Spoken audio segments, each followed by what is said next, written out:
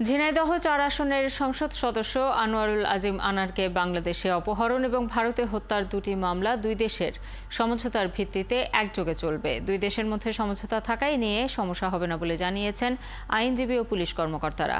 এছাড়া অপহরণের সর্বোচ্চ সাজা যাবজ্জীবন হলেও পলাতক প্রধান অভিযুক্তকে ফেরাতে পশ্চিমা দেশগুলোর মৃত্যুদণ্ড বিরোধী অবস্থানও বাধা হবে না বলে জানান তারা। বিস্তারিত জানাচ্ছেন নাদিয়া শারমিন।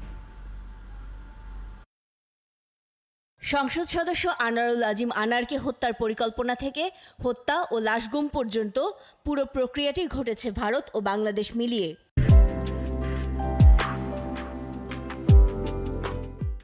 এ ঘটনায় আনারের মেয়ে বাংলাদেশে একটি অপহরণ মামলা করেছেন, অন্যদিকে ভারতেও দায়ের করা হয়েছিল একটি নিখোঁজের অভিযোগ। হত্যা নিশ্চিত হবার পর মাঠে দুই দেশের পুলিশ, দুদেশেই আটক করা হয়েছে বেশ কয়েকজনকে।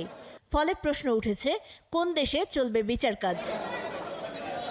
এ ধরনের অপরাধের বিচারের জন্য 2011 সালের 13 জানুয়ারি ভারত ও বাংলাদেশের মধ্যে একটি সমঝোতা স্মারক সই হয়।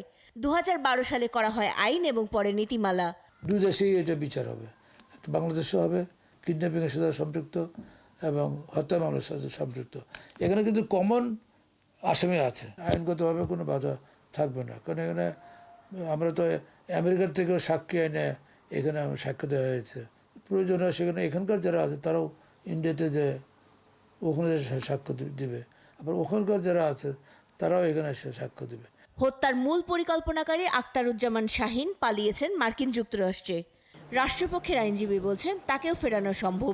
364 মামলা সর্বোচ্চ শাস্তি হচ্ছে যাবজ্জীবন। আসামির এমন কোনো রাষ্ট্রে চলে যায় যে সেখানে ফাঁসি নাই, সেক্ষেত্রে তার আসামিটা আনা নেওয়ার ব্যাপারে কোনো বাধা থাকতে পারে না। এদিকে বাংলাদেশে গ্রেফতার 3 জনের কাছ থেকে পাওয়া গুরুত্বপূর্ণ তথ্য যাচাই ও তদন্তে গোয়েন্দা পুলিশের 3 কর্মকর্তা ভারত যাচ্ছেন, আর ভারত থেকে এসে কাজ করছেন 4 কর্মকর্তা।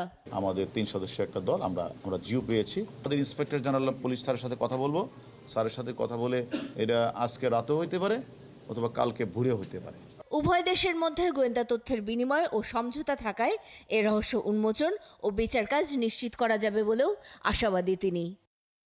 নাদিয়া শারমিন, 71, ঢাকা।